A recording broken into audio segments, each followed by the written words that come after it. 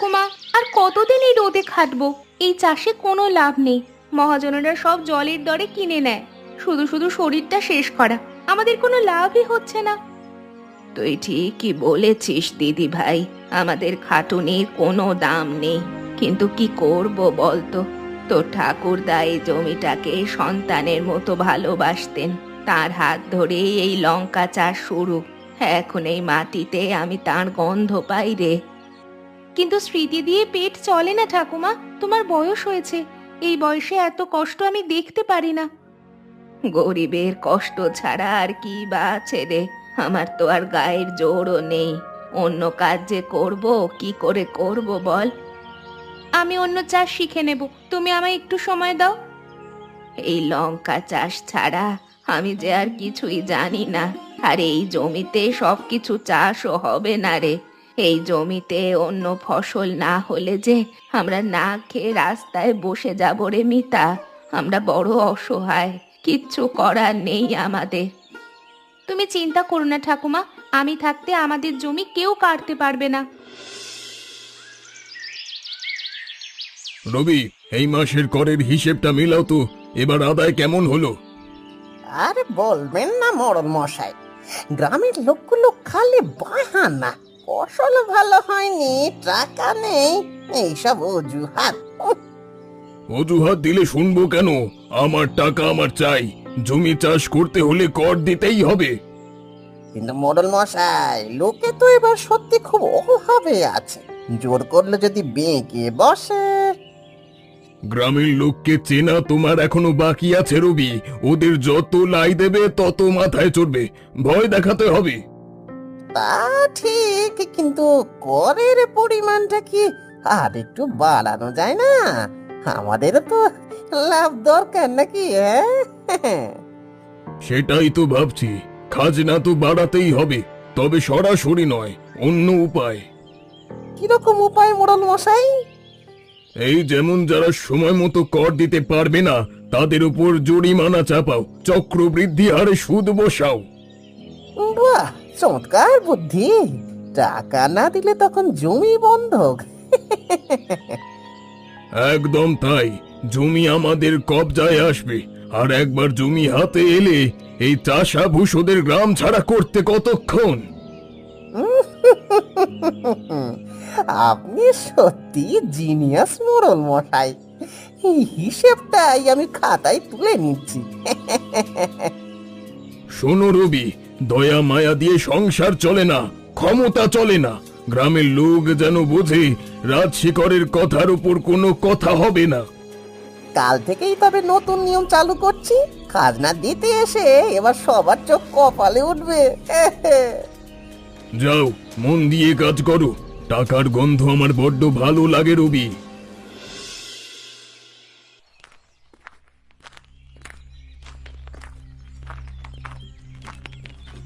Excuse me, একটু শুনবেন? একটু সাহায্য চাই আপনার। হ্যাঁ বলুন সাহেব, এই ভর দুপুরে গ্রামে কি দরকার? আমি শহর থেকে আসছি। আমার নাম রবার্ট। আমি একজন ব্যবসায়ী। এই গ্রামে আমি কিছুটা জমি কিনতে চাই। জমি? হ্যাঁ, তা সাহেব কিসের জন্য জমি খুঁজছেন? হ্যাঁ, চাষবাস করবেন নাকি? না, চাষের জন্য নয়। আমি এখানে বড় একটা কোল্ড স্টোরেজ বানাবো। ভালো চওড়া রাস্তা আর বড় জমি দরকার।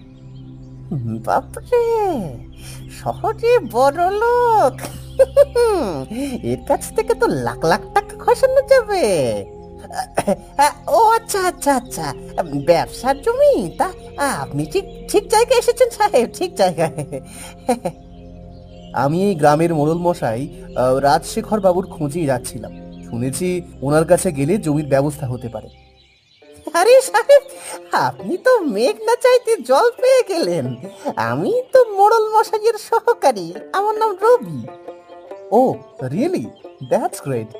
তাহলে তো আপনি আমাকে মোড়ল বাবুর কাছে নিয়ে যেতে পারেন।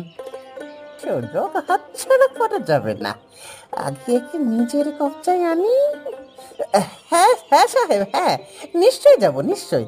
তবে এখন তো দুপুর বেলা, মোড়ল মশাই একটু বিশ্রাম নিচ্ছেন কিনা? ও আচ্ছা আচ্ছা। তাহলে এখন কি করা যায়? এক কাজ করুন সাহেব, আমার বাড়িটা তো কাছেই, আপনি আমার সাথে চলুন। এই গরমে একটু জল খাবেন, দুটো খেয়ে দিয়ে জিরিয়ে নেবেন, তারপর দুজনে মিলে মোড়ল মশাইয়ের কাছে যাব, খেতে খেতে জমির কথা হবে। থ্যাংক ইউ রবি বাবু, আপনার আতিথেয়তায় আমি খুশি হলাম। চলুন তবে। এসো সাহেব এসো। খপ্পরে যখন পড়েছ তখন তোমার পকেট খালি করে ছাড়বো। নাও ঠাকুমা, খাও, দুপুর গড়িয়ে বিকেল হতে চললো। তুই খেয়েছিস রে দিদি ভাই? হ্যাঁ ঠাকুমা, আমি খেয়েছি, তুমি আগে খাও তো। আমার সাথে লুকোচুরি করিস না মিতা, হাঁড়িতে আর এক দানাও ভাত নেই সে আমি জানি। কি করব বলো, ঘরে চাল বাড়ন্ত, বাজারে লঙ্কার দাম 1 পয়সাও পেলাম না। হে ওপরওয়ালা, এই চৈত্র মাসের চড়া রোদে শরীরটা আর চলে না, তার ওপর পেটে এক দানা অন্ন নেই, গরিবের কি বাঁচতেও নেই। মোড়ল মশাই আবার রবির হাত দিয়ে খাজনার নোটিশ পাঠিয়েছে, এবার নাকি ডবল কর দিতে হবে। ডবল কর? অরে, নুন ভাতের টাকাই জুটছে না, কর দেব কোথা থেকে? ওরা কি আমাদের এবার ভিটে চারা করবে? তুমি কেঁদো না ঠাকুমা, মোড়ল যত বড়ই শক্তিশালী হোক না কেন, আমাদের জমি আমরা কিছুতেই দেব না। কিন্তু জমি না দিলে ওরা আমাদের বাঁচতে দেবে না রে মিতা, চড়া সুদে জমিটা ওরা কেড়েই নেবে। তুমি খেয়ে নাও, খিদে পেটে লড়াই করা যায় না, আমি একটা পথ ঠিক খুঁজে বার করব। তো ঠাকুরদা এই জমিটা নিয়ে কত স্বপ্ন দেখতো, আর আজ তার নাতনিকে আমি নুন ভাত খাওয়াচ্ছি। আমার মরে যাওয়াই ভালো ছিল রে মিতা। অমন কথা মুখে এনো না ঠাকুমা, আমাদের উন্নতি ঠিক হবে দেখো, ঠাকুরদার আশীর্বাদ সব সময় আমাদের সাথে আছে।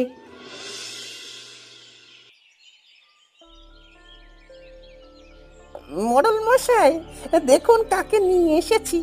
শহর থেকে বড় ব্যবসায়ী রবার্ট সাহেব এসেছেন। আরে আসুন আসুন সাহেব, বসুন। এই রবি, সাহেবের জন্য ভালো চা মিষ্টির ব্যবস্থা করো। থ্যাংক ইউ মোড়ল বাবু, ওসবের দরকার নেই, কাজের কথাটা আগে সেরে ফেলি। হ্যাঁ হ্যাঁ নিশ্চয়ই, রবি আমাকে একটু আগেই খবর দিয়েছে। তা সাহেব, আপনার ঠিক কেমন জমি চাই? আমার মেইন রোডের পাশে একটা বড় জমি চাই, যেখানে বড় গাড়ি সহজে যাতায়াত করতে পারবে। আমি কোল্ড স্টোরেজ বানাবো। জমি? জমির অভাব এই গ্রামে নেই সাহেব, আপনি শুধু বলুন কত বড় জমি লাগবে। জায়গাটা যেন বেশ চওড়া হয়, দাম কোনো ব্যাপার নয়, কিন্তু কাজটা আমার 7 দিনের মধ্যেই চাই। চুক্তিপত্র আজই হবে। সাহেব, ওই মেন রোডের পাশে আমার নজর কাড়া একটা জমি আছে, একেবারে সোনার টুকরো জমি, লঙ্কা চাষ হয় সেখানে। That's perfect. দাম কত পড়বে বলুন? দামটা একটু চড়া সাহেব, সব মিলিয়ে আপনাকে 10 লাখ টাকা দিতে হবে, তবেই 7 দিনে কাগজ আপনার হাতে দেব। 10 লাখ? ঠিক আছে, আমি রাজি, তবে কাজটা 7 দিনে হওয়া চাই। এই নিন, অ্যাডভান্স 1 লাখ টাকা, বাকিটা কাগজ পাওয়ার পর। কোনো চিন্তা করবেন না সাহেব, রাজশেখরের কথা মানে পাথরের দাগ, 7 দিনের মধ্যেই ওই জমি আপনার হবে। আজই তবে চুক্তির কাগজে সই হয়ে যাক সাহেব। শিওর, কাগজ রেডি করুন। লঙ্কা চাষের জমি? কোনটার কথা বলছেন মোড়ল মশাই? ও, বুঝতে পেরেছি, ওই গরিব বুড়ির জমিটা না? হ্যাঁ, মোড়ল মশাইয়ের নজর আছে বলতে হবে।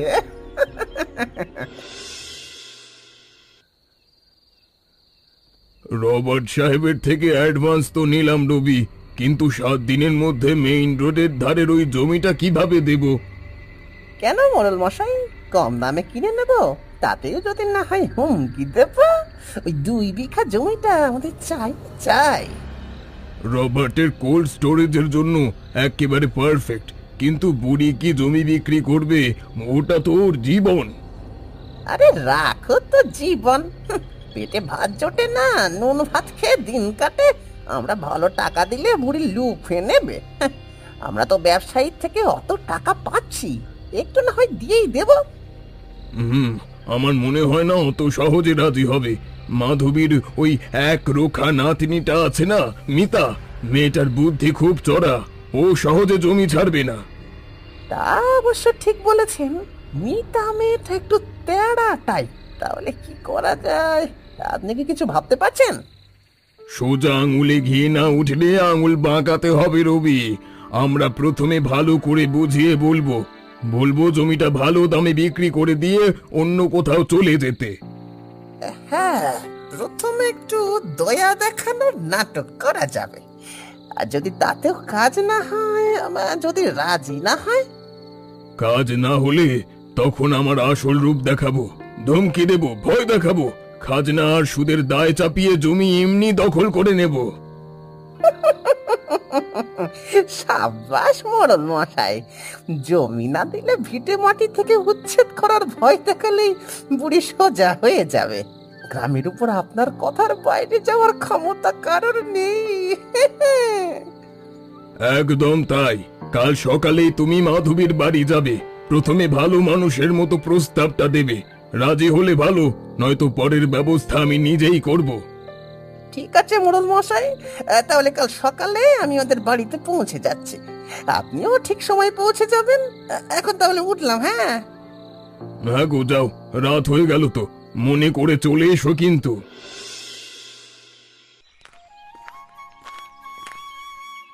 কিরে মিতামা, সকাল সকাল জমিতে খুব খাটছিস দেখছি। তা বুড়ি মাধবী কোথায়? ঠাকুমা ঘরে আছে মোড়ল মশাই, তার শরীরটা ভালো নেই। তা আপনারা সকাল সকাল আমাদের এই গরিবের জমিতে কি মনে করে? আরে মিতা, মোড়ল মশাই তোদের ভালো চান বলেই তো এত সকালে ছুটে এসেছেন। তোদের দুঃখ কষ্ট তো আর ওনার চোখে সহ্য হয় না রে মা। আমাদের দুঃখ একটু খোলসা করে বলুন তো রবিদা।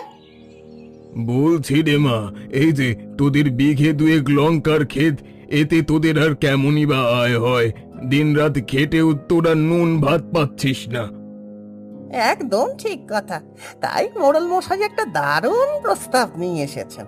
তোদের এই লঙ্কা ক্ষেতটা আমরা কিনে নিতে চাই। আমাদের জমি আপনারা কিনবেন, কিন্তু কেন? তোদের উপকারের জন্য রে মা। তোরা এই জমিটা আমাদের দিয়ে দে, আমরা তোদের নগদ 50,000 টাকা দেব। এককালীন এতগুলো টাকা পেলে তোরা শহরে গিয়ে শান্তিতে থাকতে পারবি। ভাবিস না মিতা, এই বাজারে এই ভাঙা জমির জন্য 50,000 টাকা অনেক। রাজি হয়ে যা, বুঝলি, রাজি হয়ে যা। না মোড়ল মশাই, আপনার 50,000 টাকা আপনার কাছেই রাখুন।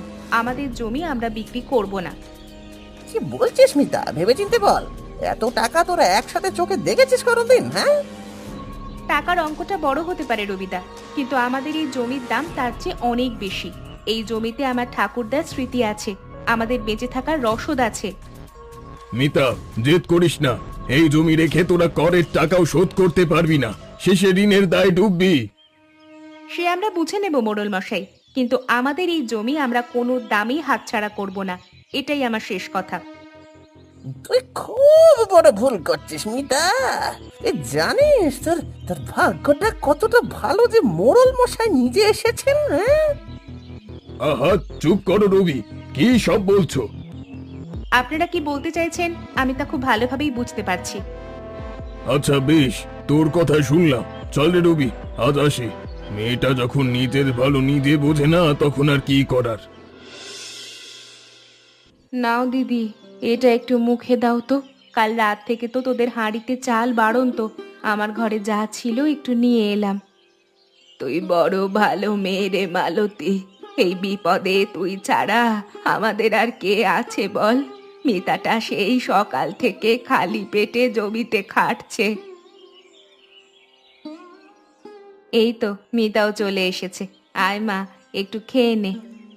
তুমি এসেছো মালতী মাসি, ভালোই হয়েছে। একটা বড় বিপদ আসছে আমাদের ওপর। কি হয়েছে রে দিদি ভাই? অমন হাঁপাতে হাঁপাতে কি বলছিস? আজ সকালে মোড়ল মশাই আর রবি আমাদের লঙ্কার খেতে এসেছিল। ওরা আমাদের জমিটা কেড়ে নিতে চায়। কি বলিস? মোড়ল এসেছিল? জমি কেড়ে নেবে? কেন?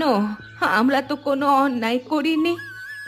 ওরা টাকা দিয়ে জমিটা কিনতে চায়, বলল 50,000 টাকা দেবে। বিনিময়ে আমাদের নাকি জমি ছেড়ে শহরে চলে যেতে হবে। 50,000 টাকা?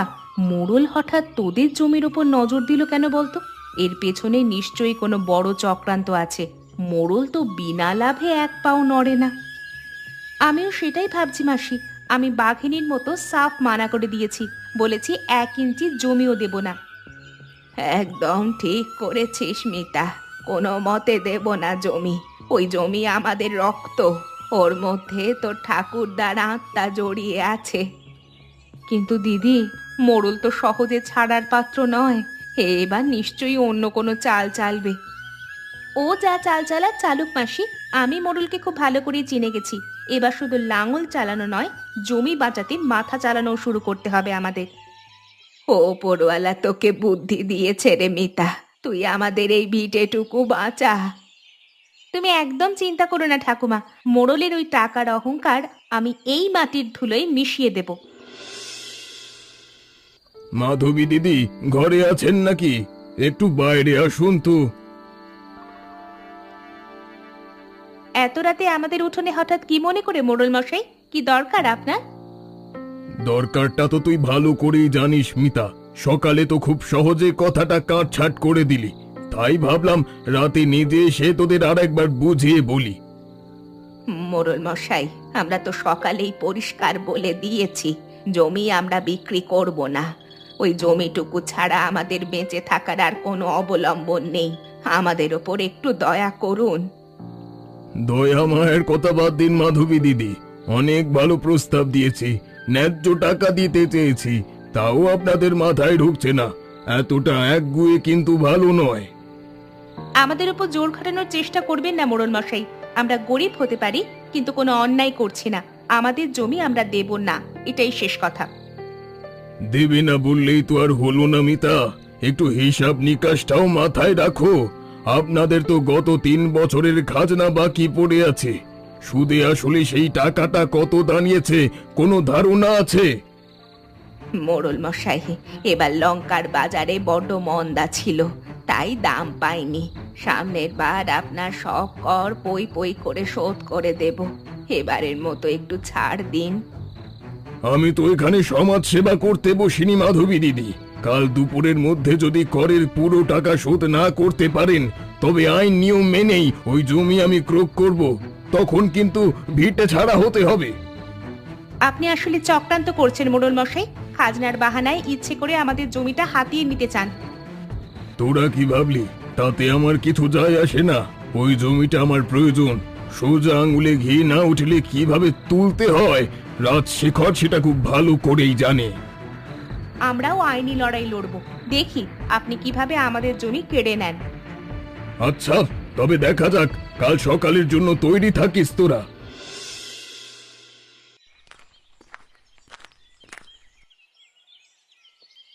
কিরে মিতা, শুনলাম নাকি মোড়ল মশাই কাল রাতেও এসেছিল তোদের বাড়ি?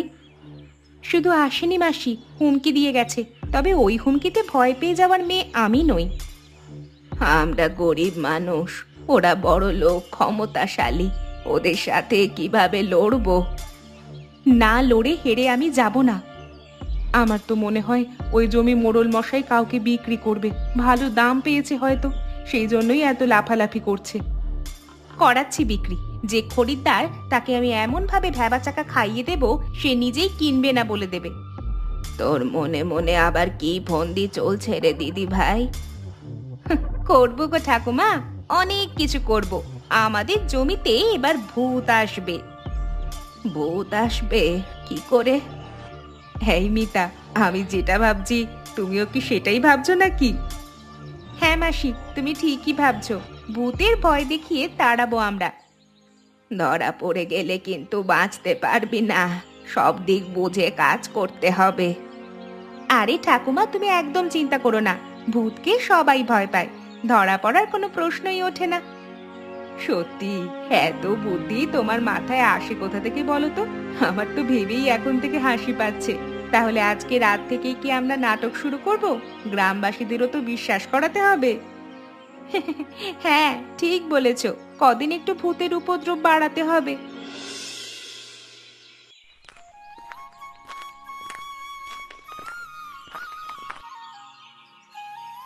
ও বাবু, একটু শুনবেন? এই চড়া রোদে কারে খুঁজছেন? হ্যালো, আমি আসলে মোড়ল রাজশেখর বাবুর দেওয়া ওই লঙ্কার ক্ষেতের জমিটা দেখতে এসেছি। ও মা, আপনি এই জমিটা কিনতে এসেছেন নাকি সাহেব? হ্যাঁ, ঠিকই ধরেছেন। আমি ওখানে একটা বড় কোল্ড স্টোরেজ বানাবো। কেন বলুন তো, কোনো সমস্যা আছে? ওরে বাবা রে, সমস্যা মানে মহা সমস্যা। মোড়ল মশাই আপনাকে ওই ভুতুরে জমিটা গজাতে চাইছে? আপনার মতো ভালো মানুষকে এভাবে ঠকাচ্ছে? হোয়াট? তুতুড়ে জমি? আপনি কি বলছেন এসব? বিশ্বাস করছেন না তো সাহেব? শহুরে মানুষ তো ভাবছেন গ্রামের মেয়ে ভূত বানিয়ে গল্প বলছে, কিন্তু ওই জমির ইতিহাস বড় ভয়ানক। কেমন ইতিহাস? পরিষ্কার করে বলুন তো। ওই জমিতে যিনি আগে মালিক ছিলেন, তিনি মারা যাবার পর থেকে ওখানেই আছেন। রাতে নাকি লঙ্কার ক্ষেত থেকে অদ্ভুত আলো দেখা যায়, বিকট শব্দে কান্না শোনা যায়। গ্রামের কেউ তো ওদিক পানে যাওয়ার সাহস অব্দি পায় না। মোড়ল বাবু তো আমাকে এমন কিছু বলেননি। উনি তো বললেন ওটা সোনার টুকরো জমি। মোড়ল তো শুধু টাকা চেনে সাহেব। আপনাকে ভুতুরে জমি চড়া দামে গচিয়ে দিয়ে নিজে কেটে পড়বে, বিপদে পড়বে না আপনি।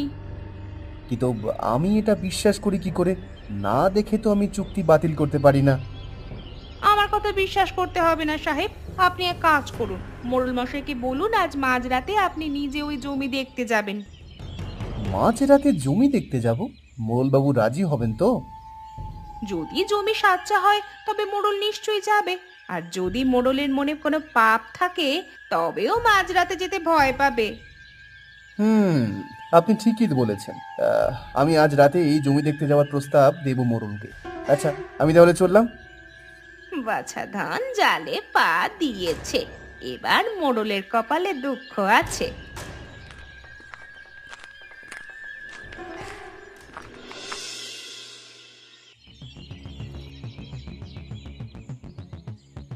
পকাচ্ছেন?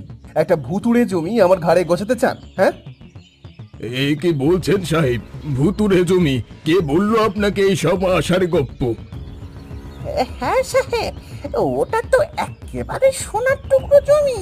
এই গ্রামে কিছু হিংসুটের লোক আছে, তারা আপনার কান ভাঙিয়েছে। কোনো হিংসুটে লোক নয়। আমি জানতে পেরেছি ওই জমিতে রাতে অদ্ভুত আলো ঘোরে, কান্না শোনা যায়। আরে সাহেব, চাষা ভূষদের গাঁজা খুঁড়ি গপ্প সব। ভূতের ভয়ে কি ব্যবসা আটকে থাকে? ঠিক আছে, যদি গল্পটা আর সত্যি না হয় তাহলে আজ মাঝরাতে আপনারা আমার সাথে ওই জমিতে চলুন। আমরা নিজের চোখে দেখে আসবো। মাঝে রাতে ওই ওই লঙ্কার খেতে? না মানে সাহেব, রাতে ওখানে মশা। হ্যাঁ সাহেব, মাঝরাতে মাঠে ঘাটে যাওয়া কি ঠিক হবে? সাপ খোপের ভয় আছে। সাপ খোপ নাকি অন্য কিছু? হ্যাঁ, সেটা আমি আজ রাতেই দেখতে চাই। যদি আপনারা আজ মাঝরাতে আমার সাথে ওই জমিতে না যান তবে এই চুক্তিপত্র আমি এখনই বাতিল করে দেব। আমি অন্য গ্রামে জমি খুঁজবো। আরে আরে সাহেব, রাগ করবেন না, চুক্তি বাতিল করবেন না। মোরাল মশাই রাজি হয়ে যান, 10 লাখ টাকার ব্যাপার। আমরা তো জানি ভূত বলে কিছুই নেই। গুড, তাহলে আজ মাঝরাতেই দেখা হচ্ছে। চারিদিক তো একদম শান্ত, কোনো আওয়াজ তো নেই। দেখলেন তো সাহেব, বলেছিলাম না ওসব চাষাদের গাঁজা খুঁড়ি গপ্প। কোনো অসুবিধা নেই এখানে, জমি এক্কেবারে খাঁটি। মোরাল মশাই, আমার কেমন যেন গা ছমছম করছেন, বাড়ি চলেন না? রাজশেখর, লোভী বুড়ো, এই জমি যে হাত দেবে তার কপালে চরম দুঃখ আছে। ও মাই গড, ওটা কি? What is that? ওরে বাবা রে, ভূত! সত্যি সত্যি ভূত! মোড়ল মশাই আমারে বাঁচান, ওরে বাবা রে!